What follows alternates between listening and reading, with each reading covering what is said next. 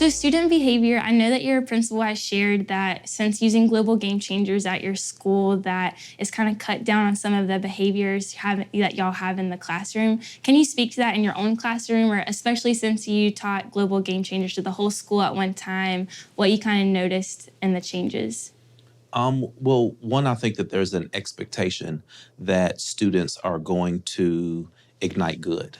And I think that that is so different than other behavior management programs or other SEL programs that focus on behavior. When students can take ownership of doing something good and not expecting anything in return. I think so many behavior management strategies are contingent upon you doing one thing and then you're going to get another thing. Mm-hmm. And that's not how GGC operates.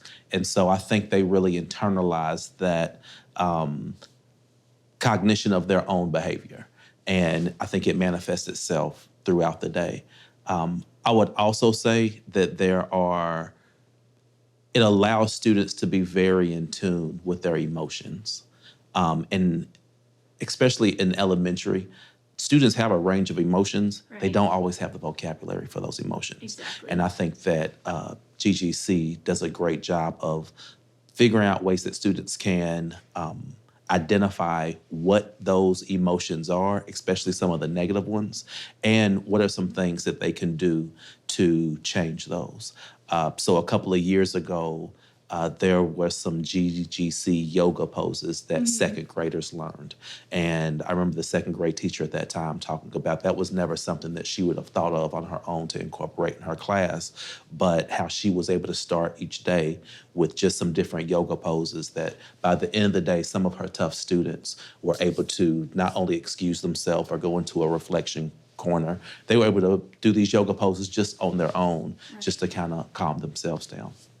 I really appreciate the colors that GGC really highlights with the emotions, kind of like the movie Inside Out where the colors range with the emotion. Do you ever use those charts in your classroom or have students identify what color that they feel? And not only color, but also that vocabulary of, oh, I'm disappointed.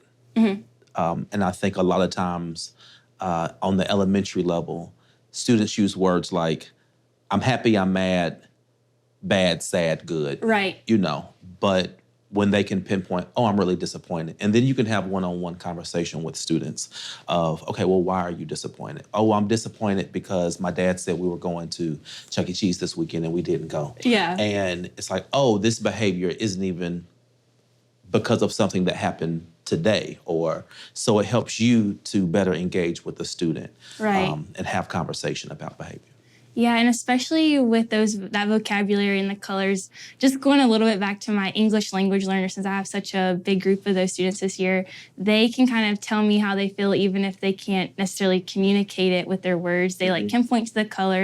And I even have a couple autistic students in my class too, and I have to wear a name badge, and on the back are the colors. I keep the Global Game Changer colors on the back so they can kind of point to me, so I can point to the color to let me know how they're feeling, even if they can't always communicate it with words. So, oh, wow. Yeah, it's been very powerful. I've started doing that this year especially, and I didn't realize just wearing the colors on the back of my name badge how big of an impact that would have on my students, but it's definitely helped those few that can't always speak with their words. How many do you have in your classroom? I have a third of my class are English language learners. 4 of them are from other countries, so they're still very new to the English language. And then I have 2 students with autism. So it's been very helpful for those students especially.